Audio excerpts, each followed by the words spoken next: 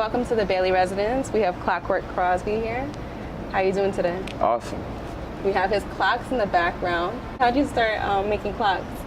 I was in college at SUNY Purchase, and I was studying like the Surrealist and Bloomsbury group, like intellectuals from England, and somehow I had to do like a project where like I had to show that I like knew who these people were, and I made these weird faces of all the people because I was hungover and I wanted to just write on the back of the heads so I didn't have to memorize it.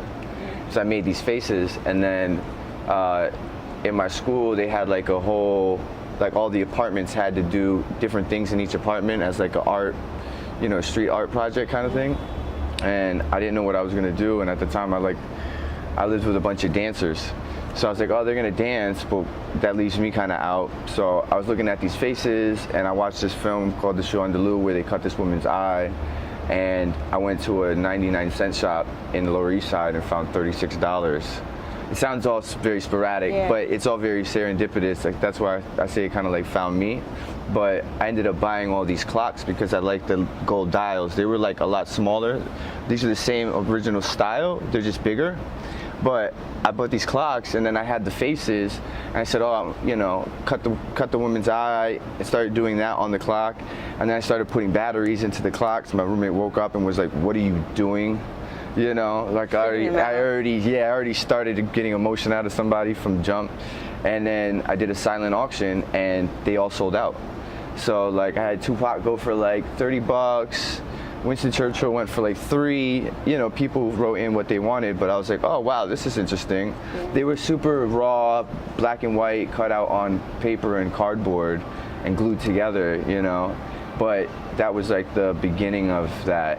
Now what, like 10 years later, I stopped doing music and I started doing the art like 4 years strong. I'm like 300 shows in, over 3,000 clocks, so it's a far cry from, you know, me being at Purchase, but it's working. So I know your parents were a big part of the art realm. How would you say they influenced you?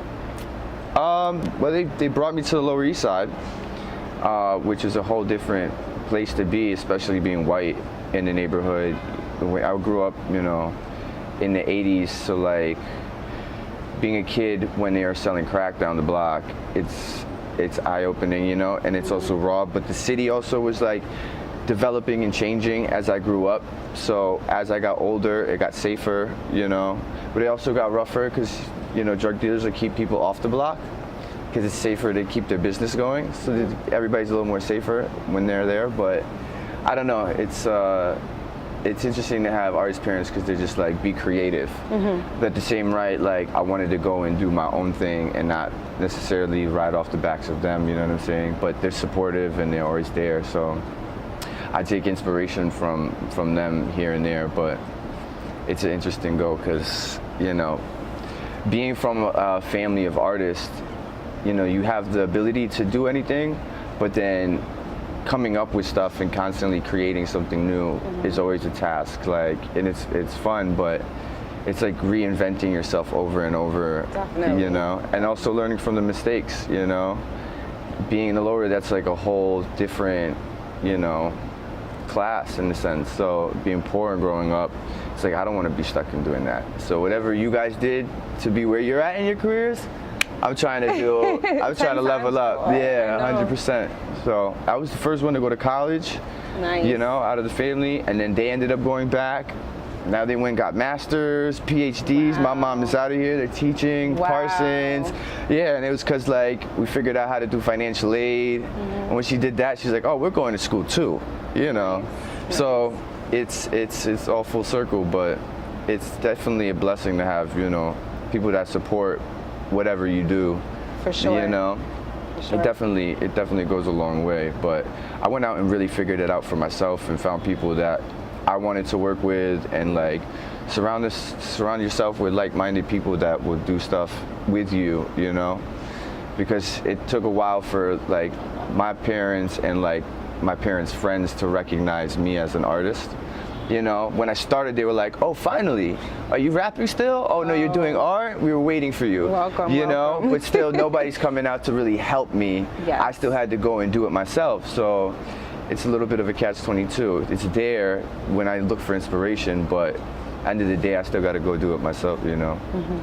So being that I am a teacher, I have to ask you, is there someone during your schooling who really influenced you or really impacted you?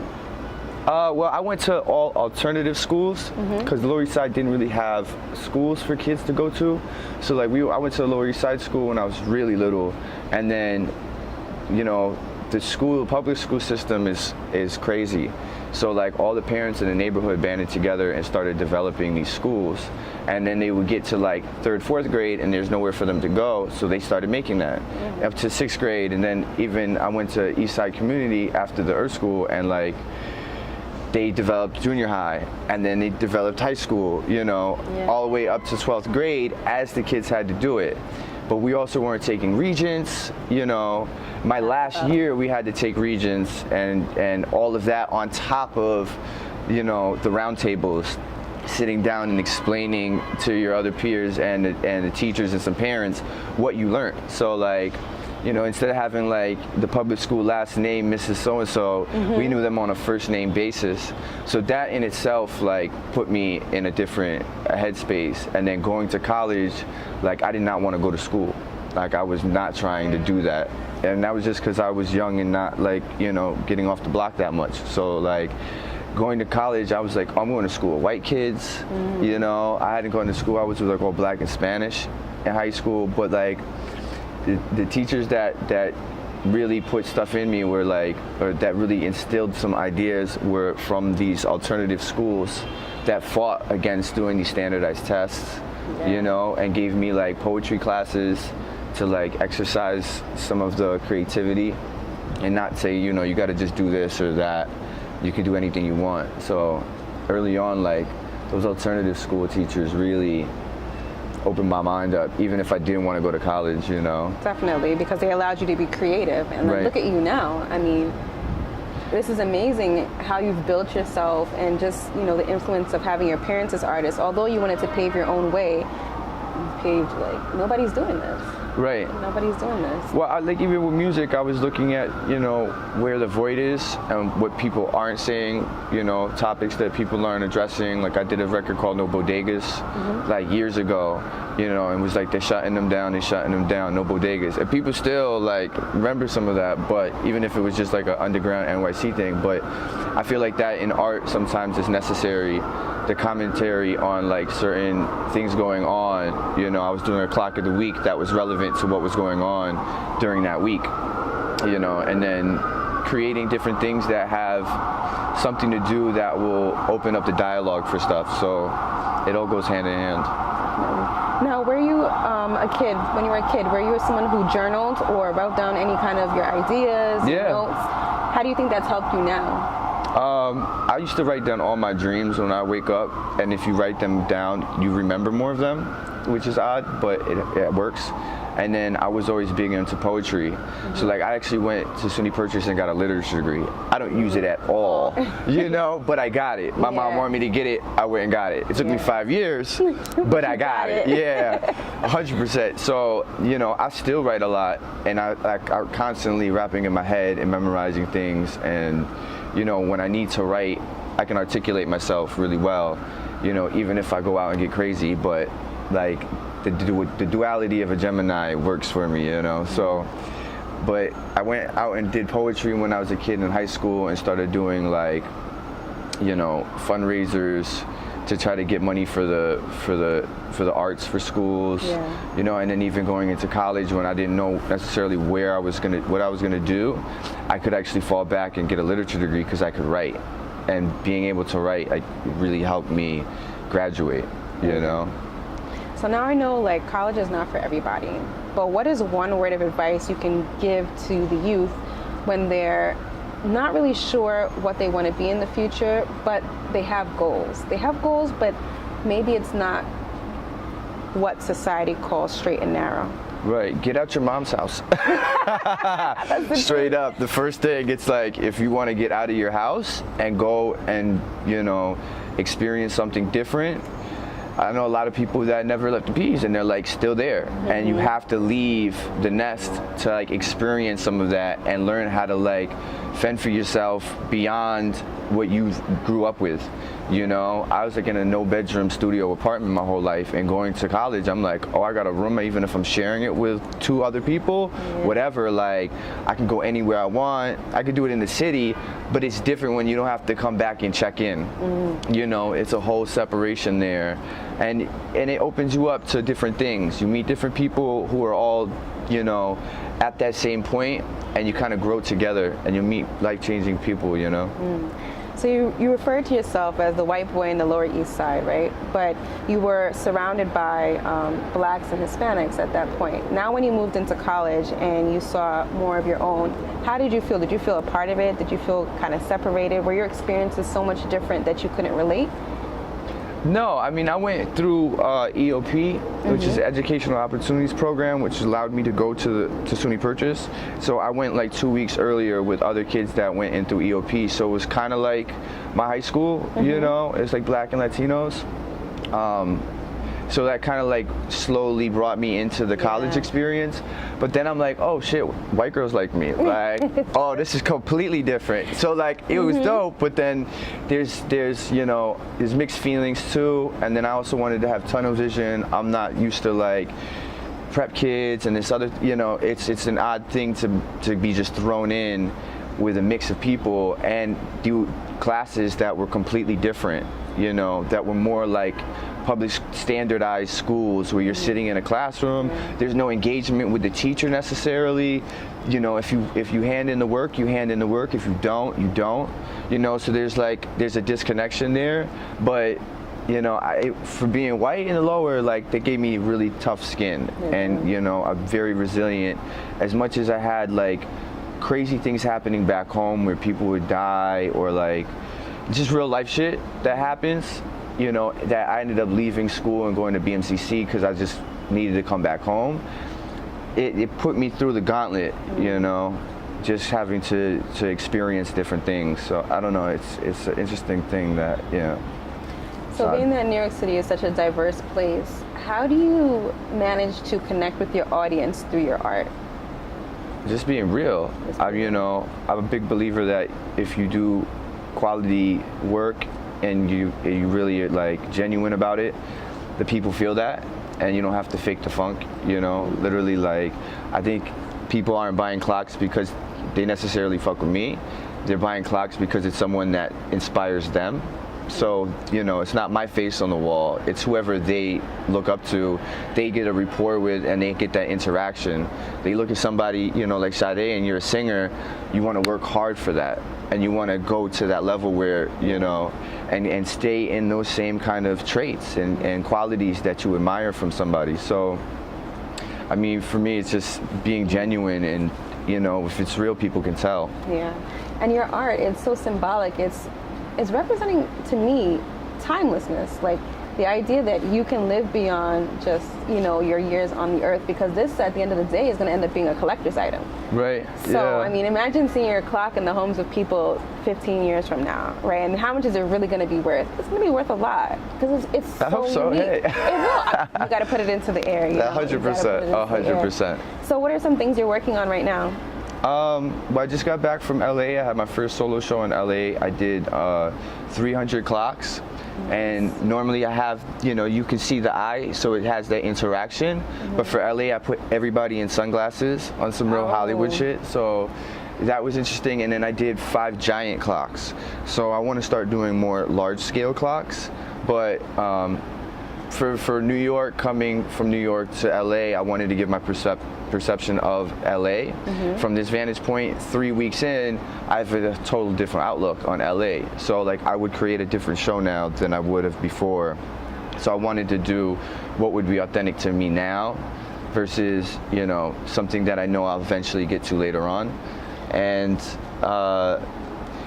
I just came back from South by Southwest talking to artists about doing some merch, which is another venture that I think will be really interesting. So if like Sade was selling the clock as merch on tour and reproducing that on a large scale, Warhol said at one point, like, there'd be an artist that comes along and mass produces art, you know, and really puts art on a bigger global scale for the mass public, which is always something I wanted to do. like the clocks are a low price point, so everybody can have one, you know, and not feel like art is for just the rich. Like, it breaks a new generation of art lovers into collecting. So I heard you mention the idea of mass production. How do you think that's going to bring competition to the art game? Well, like the idea you were saying where the clock is worth more later on, it's because it's from my hand. So when I do mass production, it's die cut, it's machine, it's like the artist is removed from the process. So it's a different thing completely. But at a large scale, it's like, you know, one of the goals I've always had is 1 million clocks in homes. So it gets closer to that goal in itself. And then also it makes the work available to more people, you know, specifically to people who in different countries would never get something like that. And even if the price is lower, you know, the access to it, I think is the beautiful part of it. So, I mean, it's scale and it's growth, and it's something that I've always wanted to do, but you know, I'm big on baby steps and taking my time with things and not skipping over stuff too much, because it's like, you get the cover of Forbes, you don't want to do the cover of this other thing, you know? Yeah. So it's like taking these opportunities now to enjoy the journey as it happens. So it's like, that's why I'm traveling so much now. It's like, if I didn't do it now, when would I do it? So as you go through this journey and you reflect, what are some changes you might have made in the past? Wow, some changes. I might not have waited so long for certain things, because even taking baby steps, you know, it's taken me 10 years to take the clock serious in the last 4, and that was a lot of wasted time. I think I stopped making music, which was silly, because it's just, if you can do something, why not? Yeah. You know, and that time I could have written all these different songs, you know, and ideas that I've had. Before I left 9th Street, where I was living before, like, I was throwing all these things away, and ideas that I had, like this coat or this thing, and I'm just throwing it away, because I'm like, I don't know where I'm gonna have another studio again, and I'm just looking at it like, I waited too long to do that.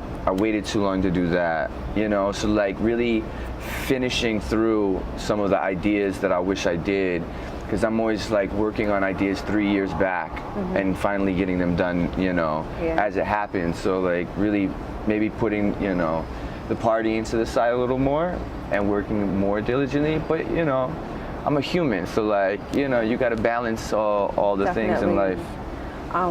As creatives, we're so hard on ourselves, you know, because we're constantly reflecting on our process and what we're putting out, and it's like, is this really what I want to do? Is this what's going to take me, you know, as far as I'm going to go? So I have this thing I call creatives syndrome.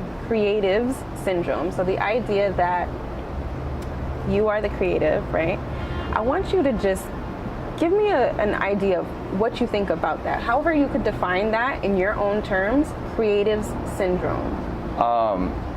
Constantly creating whatever is in your mind's eye,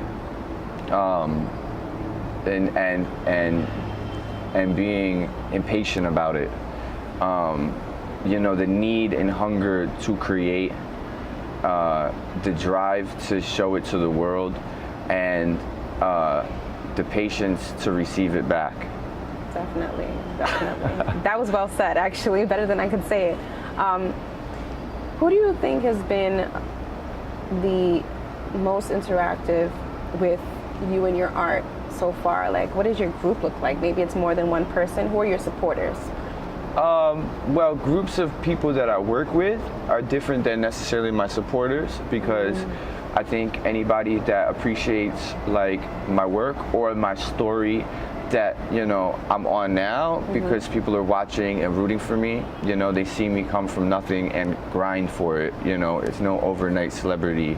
It's like, it's a lot of hard work, but I think like the artists that I admire, that I like to work with, are friends of mine that I think are just dope. So if it's like Lola Javazzi and we make a clock, or it's John Black, who is like, I think, a phenomenal artist, these people that will do group shows, you know, and sometimes they come and go out of your life because they go off and do bigger things, or they kind of slow down, you know. Like I've watched people blow up, and I've watched people just kind of like wither out. So it's just always about, I think, collaboration when you're not sure where you're gonna do next.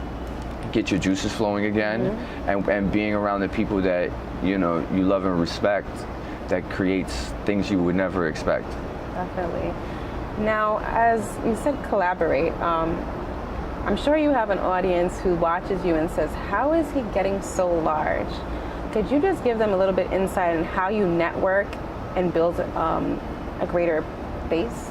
By being present, going out to the places that have something to do with what you want to do, and you know, meeting people that are like you, that want to do things like, and being real about it, you know, because a lot of people say stuff and then don't follow through. So being honest about, you know, who you surround yourself with, and being honest to them about it, so that, you know, if they're honest with you, you'll go a lot farther. And then constantly working and putting out new things. Like even if it's a clock, if it's a different face, I'm bringing out a samurai sword with puzzle pieces for a show, or you know, a plush catfish. So it's always keeping people interested, and they don't know what I'm gonna do next, you know, and that brings people out to the shows. So it's always about being with the people. I feel like I walk with the people, and you know, I can't fail, because that would mean everybody is, you know what I'm saying? Because it's all at once. We're mobbing out like all the time, so it works like that, you know. Yeah. Can you recall any low points, anytime you really got just frustrated with yourself? When I fuck the money up, you know, I get money and then it's like gone. I'll go out and spend it. I'll party. Like downtown New York is my backyard. I grew up in the Lower East Side, so like it was inevitable. I was a baby of Max Fish. So, you know, when I fuck the bag up and I'm like, all right, I got to go back to it, and I don't have the money or necessarily like the resources to create what I really want to do at that time. And that's what gets under my skin sometimes. But you know, I'm learning how to balance that more, and breaking out of like the city and going to travel. I'm learning how to like let go of having possessions, and like I'm moving with a carry-on bag. I'm able to go back to that 99-cent shop and create different things. So literally, like if I don't have any clocks, I can always make something out of thin air. And that is like me getting back to that childlike state that like I originally, you know, I'm just letting go of a lot of things that I was like holding on to before, just because I thought it was safe, and it wasn't really, you know what I'm saying? And now more stuff is coming for it. So the growth is happening quicker than I expected, you know. If you remove yourself from material possessions, it's like liberating, right? So now that you've been traveling so much, what are some of your future goals? I want to travel the world twice, see if the world is flat. You know, I want to do shows all over the place. I want to make some music. I want to do, you know, just dope shit, you know, and then collaborate and be at different places. I think the world is a small place, and I think like, you know, when you're super rich, you can go do anything, and then what? So like, I'm trying to get to that point where it's just like, okay, and I'm going to DR and I don't know Spanish, so I'm like, I need to start learning some languages. You know, there are different life goals that keep changing, and I think that's growth. So I just hope to get older, you know. I have like a weird thing about dying and like, you know, the immortality, you know, and being immortalized forever too. So there's like history that I'm after, and like, instead of just making money, I'm trying to do something that will last longer than that, you know? So do you have hopes of having a family in the near future? Yeah, I'm getting older. That's definitely something to come into play, but I'm here for the roller coaster ride. So if family comes, it comes. I'm bringing my girl with me everywhere, you know? Literally, I'm like, we're going to Tokyo.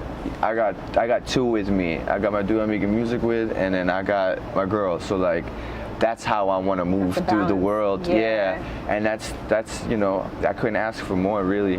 Definitely. When you have somebody supporting you like that, you have your work, and you have like your family, right? You feel like your family. That's awesome. So if you were to give one piece of advice to your audience, what would it be? Follow your heart. Don't give up. Surround yourself with people that will keep it real with you. You know, constantly reevaluate yourself if your situation isn't working for you. And get involved in the community. Like, you know, just because you made it don't mean you have to leave. There's a lot you can do. So I don't know. So this is the question part. What is one question that you have for your audience? And then what is one question you think your audience has for you? I actually always ask people, like, what do you do? And then they go, and I go, what do you really want to do? And then I go, what's stopping you? Yeah. So maybe it's not one, it's three, but, and then what people would ask me, when the fuck am I gonna blow up? I don't know, it sounds crazy. Oh man, you think you could put a time on that? Or you don't want to? You know what? People always say like, oh, what's your 6-month goal? 6 month, 5-year plan? I can't say. It's gonna happen, and it's slowly happening, but who knows, you know? I think that's the fun of it though, not knowing. And honestly, like any big hit that I've ever seen somebody come out with, I'm like, you didn't choose that. Like the people chose that. Exactly, they chose you and you didn't even know what to do with it. Yeah. So I've seen a lot of people work hard for it, and then some people like, look at Kendrick Lamar, like he worked for it. And it popped, he had Dre, but he worked for it. So like, there's people that pop overnight, and then there's people that stay there forever, so, you know. So I saw you setting up, and I watch creatives, because I'm a creative myself. You might produce a product, but presentation is key. So everything that you do surrounding that product also seems like it has to be in this specific place. Can you tell me a little bit about like your creative process? What's going through your mind as you're setting up shop? Well, it's not like I have OCD, but like I have really good composition. I did graphic design for a long time, like just having that eye. So like the way you set up and install the work is almost as important as the work sometimes, because if it's off, it reflects the work, You can't just put all your time into making something and then go, I'm gonna just throw it up. You have to take it all the way through, and follow through is super important. So when I do installations, I really like think about what it's gonna look like from the beginning to end, whether it's wall decals or like the shade show. I brought like 100 sunglasses and just gave them out to the people that came so they could take pictures with shades on. And cool. It's just a weird little thing like that carries, the details, the fine details that people wouldn't necessarily think more, and they'll just see it, but they matter. So, the presentation is equally as important as the work sometimes. Definitely. I saw in one of your pop-up shops, you put the hands of the clock on a shoe. Oh, those Midas kicks. So they're like sneakers you would throw over a lamppost, but gold with the clock in it. So they're working wall clocks. They're my old Air Force 2s from back in the day, because they're real. It's like I have wear and tear in them. Yeah. But I painted them gold because when I went to France, I'm looking at all these statues. Everything is gold. And I'm like, wow, look how beautiful the city looks. Come from New York, it's like bronze, it's gritty, it's dirty, it's pigeon shit. It's like you see these gold statues and gold everywhere. The city looks richer, it looks nicer, So I was like, I got the Midas touch. I'm gonna start painting things gold, and like, I'm slowly getting those ideas out. That's just one thought. And it's like the shoes, or I did the boxing gloves, golden boxing glove. So there's just these different things I wanted to do in the past that I didn't necessarily do, like painting a hydrant gold, but there's always time for that. The boxing gloves. You did a pop-up shop for Mayweather? I did. Tell us about that. I did the Showtime commissioned me to do 2 giant melting clocks of Floyd Mayweather and McGregor for their fight, and had it in LA and Las Vegas for their pop-up shops.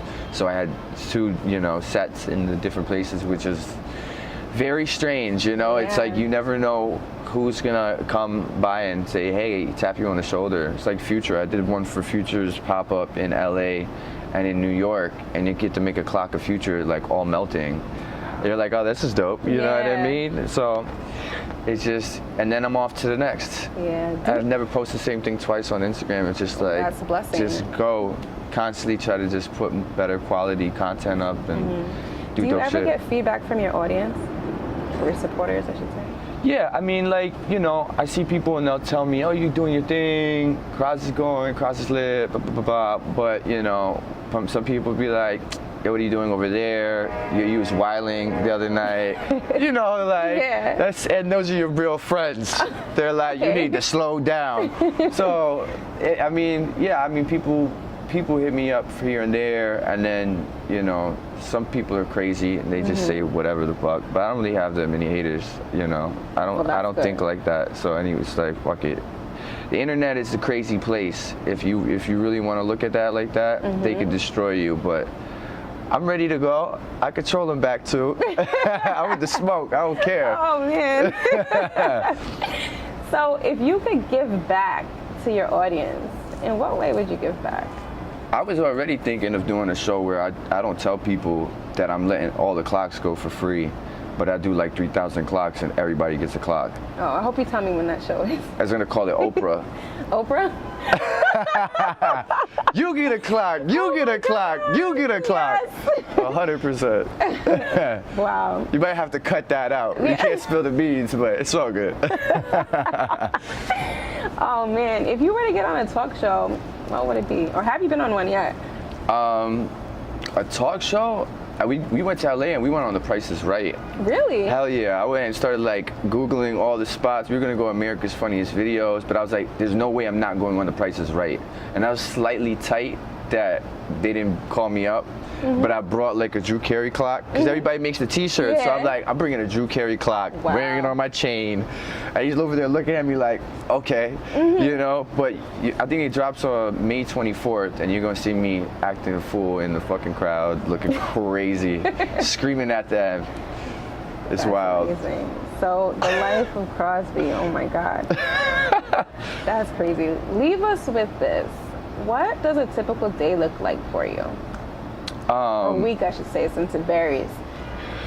You know, there was a point in time where I would get like anxiety attacks if I didn't do something in the day, like constantly try to do something that would move me forward in the day. More recently, I've like slowed that down so that I'm actually doing the right things that I need to do. So like, you know, I'll go out and people will hit me up like, yo, where you at, you know, just because they want to go out and party, and I have something else to do the next day. So I'll take that time to be like, I'm not going to do that. So like, I'm growing up in that sense because I have, you know, a lot more at stake too, and I really want more out of life. And like, the more time that passes and it doesn't happen, I start feeling that and being like, I got to just really stay diligent on it. And that's part of the reason to travel too, because like, I'm just separate. I don't know half the people anywhere, and when you do see someone you know, it's like hit the ground running and you get to experience different things and really get it in. So, I mean, my weeks normally look like handling orders, you know, trying to create something new, taking on the opportunities from the past couple weeks and following through and not like dropping the ball. So if you could give us the inside scoop, if you know, who's going to be the face of the next clock? You might be, hey. I mean, why not?